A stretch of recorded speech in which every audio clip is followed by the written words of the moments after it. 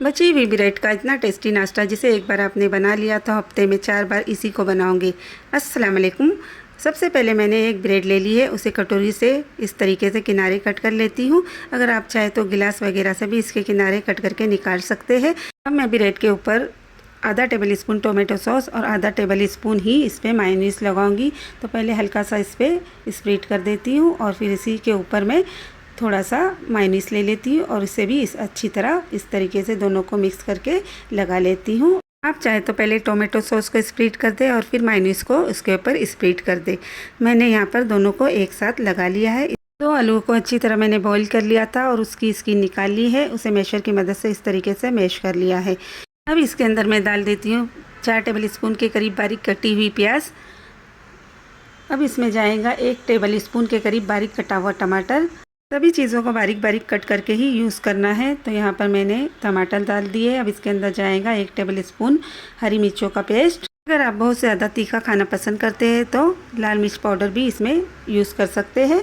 तो यहाँ पर इसे डालने के बाद मैं इसके अंदर डाल देती हूँ तकरीबन 1 टीस्पून नमक आप अपने टेस्ट के अकॉर्डिंग भी यूज़ कर सकते हैं। 4 टेबल स्पून के करीब मोज़रेला चीज़ ले लिया है, उसे भी इसके अंदर डाल देती हूँ। अगर चीज़ क्यूब हो आपके पास तो कद्दूकश करके उसे भी डाल सकते हैं आप। इस तरीके से सभी चीज़ों को डालने के बाद मैं इसमें डाल देती हूँ तकरीबन 3 टेबल स्पून के करीब फ्रेश धनिया और सभी चीज़ों को अच्छी तरह मैं मिक्स करूँगी। सभी चीज़ें बहुत ही बारीक बारीक कट होनी चाहिए और जो आलू है उसका मिक्सर भी बहुत ही अच्छी तरह सॉफ्ट होना चाहिए। चाहे तो कद्दूकश कर ले या फिर अच्छी तरह मैश कर ले, बिल्कुल भी इसमें गुठलियाँ नहीं होनी चाहिए, जिसकी वजह से स्प्रेड करने में काफ़ी आसानी होती है। जिस ब्रेड पर मैंने मायोनीज़ और टोमेटो सॉस लगाया है उसी पर मैं ये मिक्सर लगा लेती हूँ। इस तरीके से चम्मच की मदद से अच्छी तरह इसे फैला देती हूँ। एक कटोरी में मैंने मैदे की सेलेरी तैयार कर ली है, आप चाहे तो आटे से भी बना सकते हैं। ब्रश को सेलेरी में अच्छी तरह डिप करना है और फिर इस आलूओं के मिक्सर पर स्प्रेड करना है। इस तरीके से सभी मिक्सर को अच्छी तरह कवर कर देना है। तो आप देख सकते हैं इसे मैंने अच्छी तरह कवर कर लिया है। पैन के अंदर अच्छी तरह ऑयल गर्म हो चुका है। अब इसके अंदर मैं एक एक करके इन पीसेस को डालती जाती हूँ। इस पैन के अंदर आसानी के साथ 3 पीसेस आ चुके हैं। इस तरीके से कुछ सेकंड तक इसे बिल्कुल टच नहीं करना है। एक छोटा सा चम्मच लेना है और इस गरम ऑयल को इस ब्रेड की ऊपर की कोटिंग पर डालते जाना है, जिसकी वजह से ये होगा कि ऊपर की कोटिंग पलटने पर निकलेंगी नहीं और ये बहुत ही अच्छी तरह दोनों साइड से फ्राई हो जाएंगे। तो यहाँ पर कुछ सेकंड तक इसे बिल्कुल नहीं पलटना है। जब नीचे से क्रिस्पी हो जाए तो इसे पलट देना है इस तरीके से। और आप देख सकते हैं दोनों साइड से ये बहुत ही अच्छी तरह फ्राई हो चुके हैं। अब इसे मैं निकाल लेती हूँ। इस तरीके से जो एक्स्ट्रा ऑयल है वो भी निकल जाएगा। इस रेसिपी को आप सुबह के नाश्ते में या शाम की चाय के साथ खा सकते हैं या टिफ़िन बॉक्स में भी बनाकर दे सकते हैं। ये बहुत ही अच्छी तरह बनकर तैयार होते हैं, अंदर से चीज़ी और ऊपर से बहुत ही सॉफ्ट बनते हैं और खाने में काफ़ी मज़ेदार होते हैं। तो देख सकते हैं कितनी चीज़ी बनकर तैयार हुए हैं। इस तरीके से आप इसे एक बार ज़रूर ट्राई करें। पहली बार में ना फटेंगे और ना ही टूटेंगे। आज आपके साथ कुछ टिप्स के साथ साबूदाने के मेंदू वड़े की रेसिपी शेयर करने जा रही हूँ, जिसकी वजह से बिल्कुल क्रिस्पी और करारे साबूदाने के मेंदू वड़े बनकर तैयार होंगे। सबसे पहले मैंने 1 कप साबूदाने को रात ही में भिगो दिया था। आप चाहे तो 2 से 3 घंटे के लिए भी साबूदाने को भिगा सकते हैं। 2 बड़ी साइज़ के आलू ले लिए थे मैंने और उसे अच्छी तरह बॉईल कर लिया है और कद्दूकश की मदद से उसे कद्दूकश कर लिया है। आप चाहे तो मैशर की मदद से भी उसे मैश कर सकते हैं। इन कद्दूकश किए हुए आलूओं को मैं साबूदाने के अंदर डाल देती हूँ। अब मैंने आधा कटोरी मूंगफली ले ली थी और उसे अच्छी तरह तवे पर भून लिया था और उसे मिक्सी में ग्राइंड कर लिया है। उसे भी मैं इसके अंदर डाल देती हूँ। 4 से 5 टेबल स्पून के करीब मैंने फ्रेश धनिया ले लिया था और उसे भी इसके अंदर बारीक बारीक कट करके डाल दिया है। अब इसमें मैं डाल देती हूँ हरी मिर्चों का पेस्ट। तो तकरीबन 1 टेबल स्पून मैं यहाँ पर हरी मिर्चों का पेस्ट डाल देती हूँ। अगर आप ज़्यादा तीखा खाना पसंद करते हैं तो क्वांटिटी बढ़ा दें। 1 टीस्पून मैंने भुना हुआ ज़ीरा ले लिया है, उसे भी इसके अंदर डाल देती हूँ। इससे टेस्ट बहुत ही अच्छा आता है, इसलिए इसे ज़रूर डालें। 1 टीस्पून इसके अंदर मैं नमक डाल देती हूँ। सभी चीज़ों को अच्छी तरह डालने के बाद मैं इसे हाथों की मदद से मिक्स कर देती हूँ। सभी चीज़ें अच्छी तरह मिक्स हो जाना चाहिए, इस तरीके से इसे मिलाना है। 1 कटोरी में मैंने नॉर्मल पानी ले लिया है। पानी में हाथों को डीप करना है और फिर इस मिक्सर को हाथों में लेना है ताकि मिक्सर जो है हाथों पे बिल्कुल भी ना चिपके। अब इसे अच्छी तरह राउंड देते हुए बॉल बनाना है और फिर ऊपर से हाथों से दबाकर इसे फ्लैट करते हुए साइड से भी इसे शेप देना है। इस तरीके से देख सकते हैं कितनी अच्छी तरह से इसकी एक टिकिया सी बन गई है। अब इस वड़े के बिल्कुल सेंटर में उंगली की मदद से एक होल बना देना है, जिससे ये होल आर पार हो जाए। पहले मैं बाकी के सभी मेंदू वड़ों को तैयार कर लेती हूँ और फिर एक एक करके फ्राई करूँगी। तो ऑयल पहले से ही गर्म हो चुका था कढ़ाई के अंदर। अब इसके अंदर मैं एक एक करके इन मेंदू वड़ों को डालकर फ्राई कर लेती हूँ। ये स्लो फ्लेम पर ही बहुत ही अच्छी तरह फ्राई हो जाएंगे, लेकिन इस बात का ध्यान रखना है कि ऑयल अच्छी तरह गर्म होना चाहिए। अक्सर मेंदू वड़े टूटने की पहली वजह ये होती है कि अगर आपने साबूदाने भिगो दिए और उसमें पानी ज़्यादा हो तो वो पानी ज़्यादा एब्जॉर्ब करने की वजह से सॉफ्ट हो जाते हैं और फ्राई करते वक्त वो टूट जाते हैं।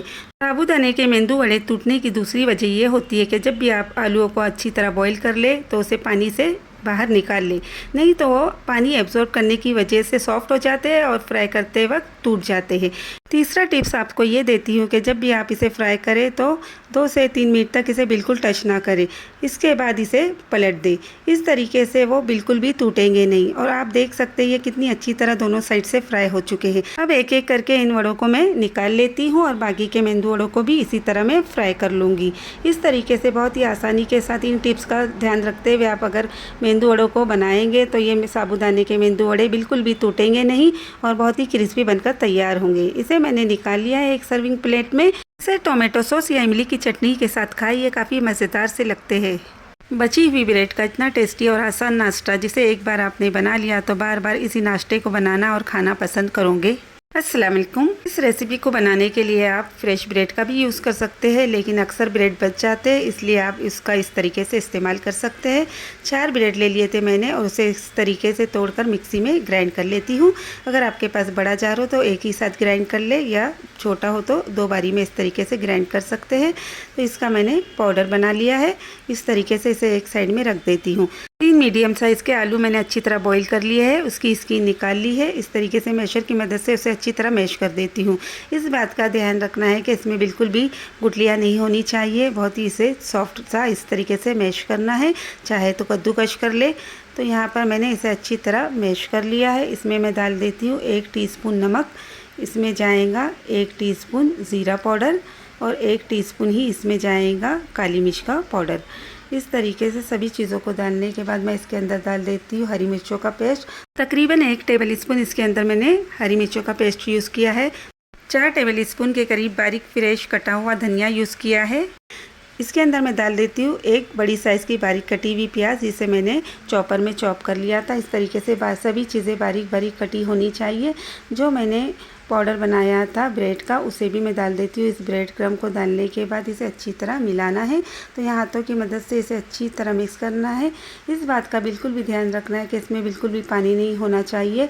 हाथों की मदद से अच्छी तरह मैंने इसे मिक्स कर दिया है और इस तरीके से मिक्स करने के बाद इसका फ्लेवर बहुत ही अच्छी तरह आता है और इसका एक डो बनकर देखिए तैयार हो चुका है। इसी डो के अंदर से मैं बड़ा सा पोर्शन निकाल लेती हूँ और इस तरीके से उसे गोल करके शेप देती हूँ। तो यहाँ पर इस तरीके से दोनों हाथों की मदद से इसे गोल कर ले पहले और फिर इसे प्लेट करके इस तरीके से साइड से शेप दे। तो देख सकते हैं कितनी अच्छी तरह ये बनकर रेडी हुआ है। अब सभी पेड़ों को मैं इसी तरह बनाऊंगी। तो देख सकते हैं थाली में मैंने सभी पेड़ों को रेडी कर लिया है। अब ये साइड में रख देती हूँ और यहाँ पर एक बॉल ले लिया, इसमें 1 कप गेहूं का आटा ले लिया है। आप चाहे तो मैदा भी ले सकते हैं। आटे के अंदर मैं हल्का सा नमक डाल देती हूँ और थोड़ा थोड़ा ही करके इसमें पानी डालूंगी। यहाँ पर इस बात का ध्यान रखना है कि पानी को एक साथ ना डालें। हमें इसकी एक सेलेरी तैयार करनी है जो बहुत ज़्यादा ना गाढ़ी होनी चाहिए और ना बहुत ज़्यादा पतली। इस तरीके से गुठलियाँ भी नहीं बनती और बहुत ही अच्छी तरह ये मिक्स हो जाता है। तो यहाँ पर इसे हल्के हाथों से मिक्स करते हुए मैंने इसकी एक सेलेरी रेडी कर ली है और इस तरह की इसकी कंसिस्टेंसी होनी चाहिए, आप देख सकते हैं। अब यहाँ पर मैंने ब्रेड क्रम्ब ले लिए हैं। एक पेड़ा उठाना है और इसे डीप करना है इस सेलेरी के अंदर इस तरीके से और फोर्क की मदद से दोनों साइड से इसे डीप करना है। अच्छी तरह डीप होने के बाद इसे निकाल लेना है और फिर इसकी कोटिंग करनी है ब्रेड क्रम्ब में। तो यहाँ पर इसे अच्छी तरह डालकर हाथों की मदद से इसे ब्रेड क्रम्ब लगाना है। इस तरीके से बहुत ही आसानी के साथ ये चिपक जाएंगे। अब देख सकते हैं ये अच्छी तरह ब्रेड क्रम्ब लग चुके हैं। इस तरीके से इसे दोनों साइड से मैंने लगा दिए है ब्रेड क्रम्ब को। और अगर आपके पास बचे हुए ब्रेड हो तो उसी से ये ब्रेड क्रम्ब बना ले। सभी पेड़ों को मैं इसी तरह डीप करके पहले ब्रेड क्रम्ब लगा लेती हूँ। अब मैंने ऑयल गर्म होने रख दिया था। इसे एक एक करके सभी पेड़ों को इसके अंदर मैं डाल देती हूँ। स्लो फ्लेम पर ही इसे फ्राई करना है और 3 से 4 मिनट के बाद इसे दूसरी साइड से फ्राई करना है। तो यहाँ पर इसे चम्मच की मदद से मैं पलट देती हूँ। देख सकते हैं बहुत ही अच्छी तरह इसका कलर आ चुका है। इस तरीके से सभी साइड से इसे अच्छी तरह फ्राई करना है, जिसकी वजह से ये बहुत ही अच्छी तरह ऊपर से क्रिस्पी और अंदर से सॉफ्ट बनकर तैयार होंगे। ये खाने में काफ़ी मज़ेदार होते हैं। आप बच्चों को टिफ़िन के अंदर भी इसे दे सकते हैं और सुबह के नाश्ते के तौर पर या शाम के नाश्ते के तौर पर इसे बनाकर खा सकते हैं। ये बहुत ही अच्छी तरह फ्राई हो चुके हैं। इसे निकाल लेती हूँ मैं एक एक करके और बहुत ही अच्छी तरह इसका कलर आ चुका है। अब इसे निकालने के बाद मैं एक प्लेट में निकाल लेती हूँ। तो आप देख सकते हैं ये कितनी अच्छी तरह फ्राई हो चुके हैं। इस तरीके से आप बहुत ही आसानी के साथ इसे बना सकते हैं। इस बारिश में बनाइए कच्चे चावल के गर्मा गर्म पकोड़े। आपने तो कई तरह के पकोड़े खाए होंगे, लेकिन ये पकोड़े खाने में काफ़ी मज़ेदार होते हैं और झटपट बनकर तैयार होते हैं। अस्सलाम वालेकुम। सबसे पहले मैंने आधी कटोरी चावल ले लिए थे और उसे भिगो दिया था 1 घंटे के लिए। 1 घंटा चावल भीगने के बाद ये पूरे 1 कटोरी हो चुके हैं, क्योंकि ये फूल चुके हैं। इसे मैं मिक्सी में डालकर ग्राइंड कर लेती हूँ।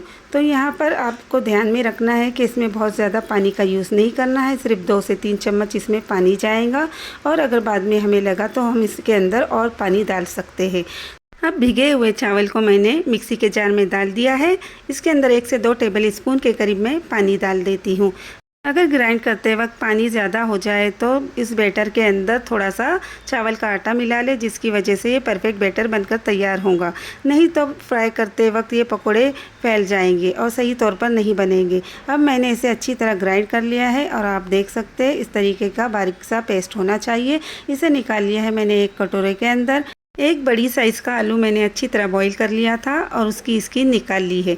अब उसे एक कद्दूकश की मदद से मैं उसे कद्दूकश करूँगी। अब चाहे तो मैशर की मदद से भी उसे मैश करके इसके अंदर डाल सकते हैं। मैंने यहाँ पर कद्दूकश ले लिया है और उसकी मदद से ही इसे कद्दूकश करूँगी, क्योंकि इसे सॉफ्ट सा बैटर बनाना है। इस तरीके से कद्दूकश करने की वजह से ये बहुत ही सॉफ्ट तरीके से और बहुत ही अच्छी तरह मिक्स हो जाते हैं। इस बैटर के अंदर बिल्कुल भी आलूओं की गुठलियाँ नहीं होनी चाहिए, नहीं तो जब पकोड़े फ्राई करेंगे तो वो अच्छी तरह फूलेंगे नहीं। इन पकोड़ों में बेकिंग सोडा डालने की बिल्कुल भी ज़रूरत नहीं होती। बिना बेकिंग सोडे के भी ये पकोड़े काफ़ी फूले फूले और सॉफ्ट बनकर तैयार होते हैं। ये पकोड़े खाने में इतने मज़ेदार होते हैं कि हफ्ते में 4 बार आप इसी को खाएंगे, क्योंकि ये खाने में काफ़ी टेस्टी होते हैं और बहुत ही कम वक्त में बनकर तैयार होते हैं। सबसे अच्छी बात इन पकोड़ों की ये है कि घर की ही चीज़ों से बनकर तैयार होते हैं, क्योंकि ये चीज़ें अक्सर बारिश में आपके घरों में अवेलेबल होती है और आपको बाहर जाने की ज़रूरत नहीं होती। इस तरीके से बहुत ही आसानी के साथ इन चीज़ों का यूज़ करके आप इन पकोड़ों को बना सकते हैं। जब भी आप इन पकोड़ों को बनाएंगे तो ये पहली ही बार में परफेक्ट बनकर तैयार होंगे।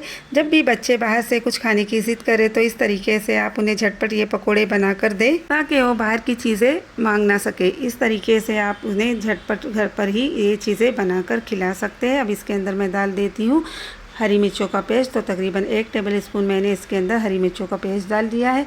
1 टेबल स्पून इसके अंदर चिली फ्लेक्स डाल देती हूँ। चाहे तो लाल मिर्च पाउडर भी यूज़ कर सकते हैं। 1 टीस्पून इसके अंदर जाएगा भुना हुआ ज़ीरा। इसे डालने के बाद मैं नमक डाल देती हूँ। तो नमक मैंने यहाँ 1 टीस्पून लिया है। आप अपने टेस्ट के अकॉर्डिंग नमक यूज़ कर सकते हैं। आधा टीस्पून इसके अंदर मैं चाट मसाला पाउडर डालती हूँ। इससे टेस्ट बहुत ही अच्छा आता है। अगर आपके पास चाट मसाला पाउडर ना हो तो आप इसमें नींबू का रस भी डाल सकते हैं। इसके अंदर मैं डाल देती हूँ थोड़ा सा फ्रेश धनिया और सभी चीज़ों को अच्छी तरह मिक्स कर देती हूँ। अब मुझे ये बैटर थोड़ा सा गाढ़ा लग रहा है, इसके लिए मैं इसके अंदर थोड़ा सा पानी और डालूँगी। तो तकरीबन 2 टेबल स्पून के करीब मैंने इसके अंदर और पानी डाल दिया है। अब मैं इसे अच्छी तरह मिक्स कर देती हूँ ताकि ये अच्छी तरह फ्लफ़ी हो जाए। तकरीबन 1 से 2 मिनट लगेंगे इसे मिक्स करने के लिए। अच्छी तरह मिक्स करने की वजह से ये बैटर काफ़ी फ्लफ़ी सा हो जाएगा और जब पकोड़े फ्राई करेंगे तो वो काफ़ी हल्के हल्के और फूले फूले बनेंगे। कढ़ाई के अंदर मैंने पहले से ही ऑयल गर्म होने रख दिया है और ऑयल अच्छी तरह गर्म हो चुका है। गैस का फ्लेम स्लो कर दिया है और इसके अंदर थोड़ा थोड़ा मैं बैटर लेकर इस तरीके से डालती जाती हूँ। इसमें एक एक करके जितने पकोड़े आएंगे उतने मैं डाल दूँगी पहली बारी में, और फिर बाकी के सेकंड बेंच में मैं डालूँगी। तो आपने इस बात का ध्यान रखना है कि बहुत बड़े बड़े पकोड़े नहीं डालना है, क्योंकि ये फूल जाते हैं और फिर डबल हो जाते हैं। इन पकोड़ों को फ्राई करने के लिए तकरीबन 2 से 3 मिनट लगते हैं, बहुत ज़्यादा इसे फ्राई करने में वक्त नहीं लगता और बहुत ही झटपट ये पकोड़े 2 से 3 मिनट में बनकर तैयार हो जाते हैं। मैंने इन पकोड़ों के लिए 1 घंटे के लिए चावल भिगोए थे। अगर आपके पास 1 घंटा भी ना हो और आपको झटपट ये पकोड़े तैयार करने हैं तो आपने गर्म पानी को चावल के अंदर डालना है और उसे अच्छी तरह ग्राइंड करना है। कच्चे चावल में जब गर्म पानी डाला जाता है तो वो काफ़ी फूल जाते हैं और सॉफ्ट हो जाते हैं और उसे भिगोने की ज़रूरत नहीं होती। तो अगर आपके पास वक्त ना हो तो ये तरीका भी आप यूज़ कर सकते हैं। तो देख सकते हैं ये कितनी अच्छी तरह एक साइड से फ्राई हो चुके हैं। अब इसकी साइड में चेंज कर देती हूँ और दूसरी साइड से इसे अलट पलट कर फ्राई करती हूँ। इन पकौड़ों को स्लो फ्लेम पर ही फ्राई करना है, जिसकी वजह से ये अंदर से भी कच्चे नहीं रहेंगे और बाहर से भी अच्छी तरह क्रिस्पी हो जाएंगे। तो आप देख सकते हैं अच्छी तरह पकोड़े फूल चुके हैं और अच्छी तरह ये रेडी हो चुके हैं। इसे निकाल लेती हूँ मैं एक झारे के ऊपर, ताकि जो एक्स्ट्रा ऑयल है वो निकल जाए और ये पकोड़े ज़्यादा ऑयल भी एब्जॉर्ब नहीं करते। देख सकते हैं आप। इसे निकाल लेती हूँ मैं एक प्लेट के अंदर। इन पकोड़ों को चाहे तो आप इमली की चटनी के साथ खाएं या टोमेटो सॉस के साथ खाएं। ये खाने में काफ़ी मज़ेदार होते हैं और आप इसे कम वक्त में कम ऑयल में बना सकते हैं। सिर्फ 5 मिनट में ये पकोड़े बनकर तैयार हुए हैं और आप देख सकते हैं बिना सोडे के ये कितने फूले फूले बने हैं। अक्सर बच्चे बारिश के मौसम में कुछ बाहर की चीज़ें खाने की ज़िद करने लगते हैं, तो आप उन्हें इन पकोड़ों को बना कर दें, वो बहुत ही खुश हो जाएंगे और बाहर की चीज़ें खाना भूल जाएंगे। देख सकते हैं ये कितने जालीदार बने हैं। अगर आपको मेरी ये रेसिपी पसंद आई तो इसका फीडबैक ज़रूर दें, इसे बनाएं और इंजॉय करें। मिलते हैं फिर नेक्स्ट रेसिपी में।